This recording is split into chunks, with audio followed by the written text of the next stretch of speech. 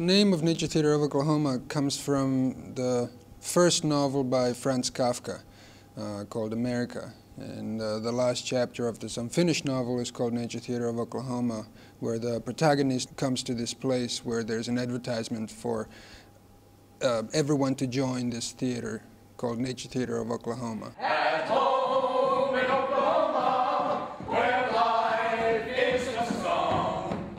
Home in Oklahoma, back home where I belong. It's not so much a space, but the spirit, the generosity of that poster advertising a place for everyone.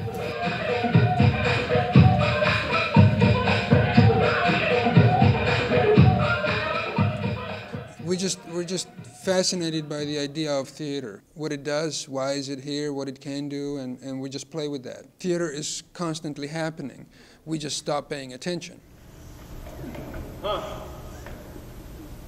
The effort is to refresh the senses and open up to things that we see every single day and yet we don't notice. A curiosity, almost a naive curiosity, and just starting from zero, not taking anything for granted in the theater or even in life.